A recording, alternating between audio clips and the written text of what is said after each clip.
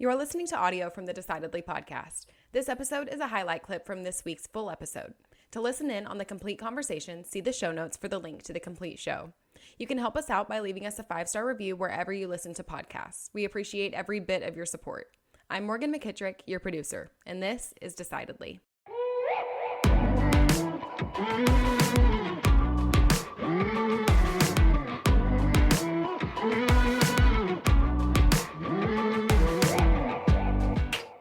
Some businesses decide not to change or by default don't change. And some businesses make a decision to change.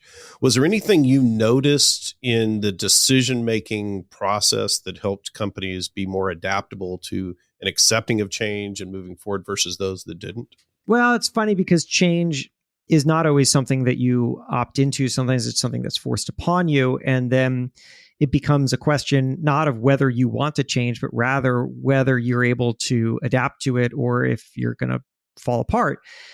And the single most important thing I think that anybody, whether they're proactive about this or they're reactive about it, that they can do to set themselves up for future success is to just have a really crystal clear understanding of what kind of value they have to others, regardless of the specific product or service that they produce, or if you're an individual, the role that you occupy.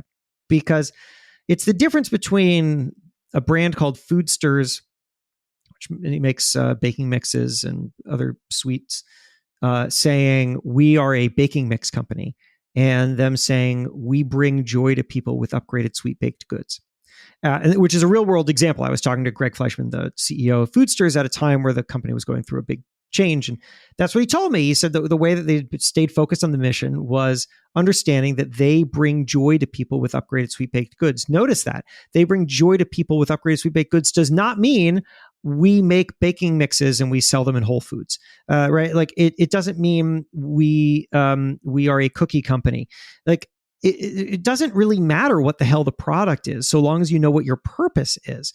And I think that sometimes brands or individual entrepreneurs have thought in advance of what their real value is to others. And sometimes they figure it out along the way as they are trying everything they can to stay relevant. And eventually they realize, look, I'm not in the, I don't know, whatever. I'm not in the financial management business. I'm in the trust business. And so the more that I can lean into that and make sure that I'm relevant to my customer, regardless of what it is that they need from me right now, the more I will be able to be relevant to them in the future.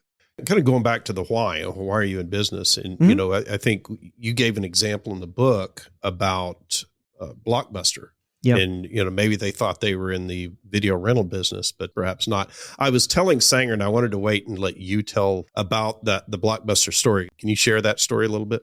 Oh, sure. Well, what I point out is in the book is that the story that we often tell about Blockbuster is that they just didn't see it coming. And, they didn't see the change in consumer desire coming, but they also didn't see Netflix coming.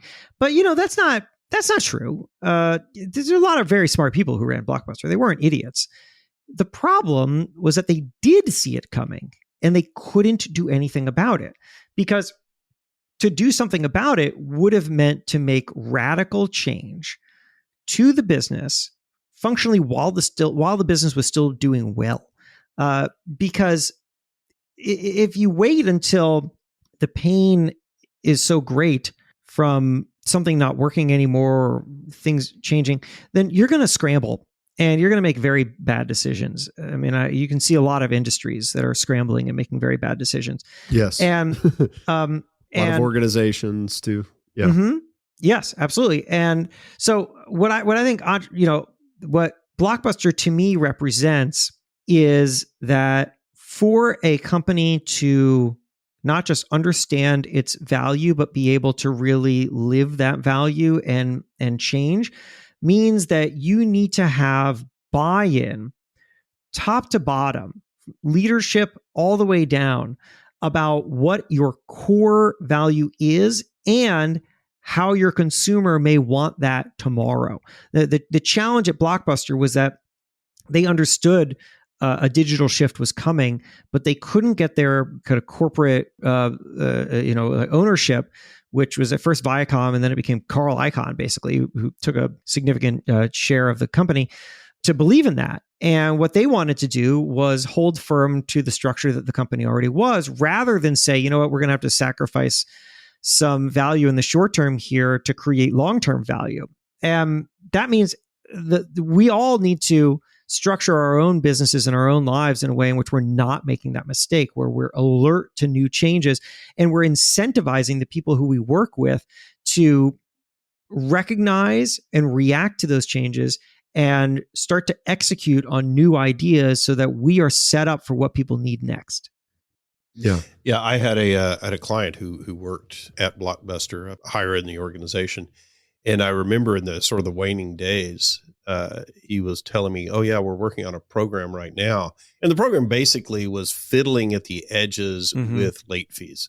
Yeah. And I even at the time, this is before they went south, I was like, wow, that's really not, you're not really changing anything. Yeah. That's not significant. You're not making any big decisions. It makes all the sense in the world, though. If you know what your purpose is, then what you do almost doesn't matter at all. What you sell doesn't really matter at all.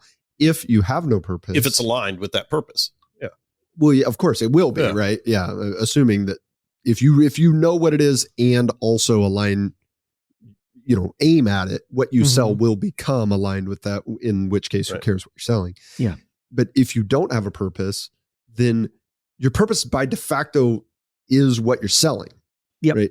You have no purpose other than to sell tires, right? You're a tire company. You sell tires. And if all of a sudden, we have hover cars in 10 years, you ain't got tires anymore. So you don't have a company anymore. And that's Blockbuster. That was a position that I was in with some business partners of mine who always wanted to change. Like, we would have quarterly conversations about our purpose and our values or the mission statement or whatever. Guys, if we don't know this, we don't know anything, right? It's not that we just didn't look at the right thesaurus and pick the right fancy adjective.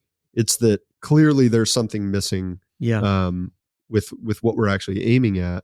And so then we would focus on things that didn't matter, focus on little tweaks in the operations department, or focus on little tweaks in the finance department, or focus in other areas of the business that ultimately weren't going to have a true impactful change because we never knew what we were doing. So I could see that and go, well, we're going to get stuck behind the curve when the industry is changing. I have to make a move.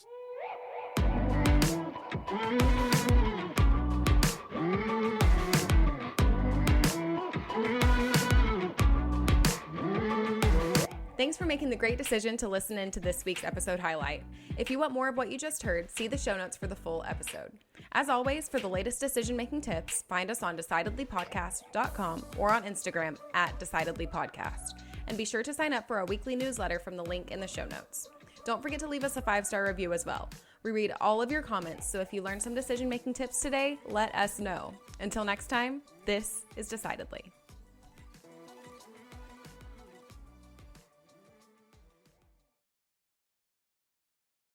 Insights, advice, and comments provided by Sean Smith, Sanger Smith, and speakers identified as part of the Decidedly podcast should not be considered recommendations. Speakers not identified as members of Decidedly are expressing their opinion, and their statements should not be construed as reflecting the views of the Decidedly team.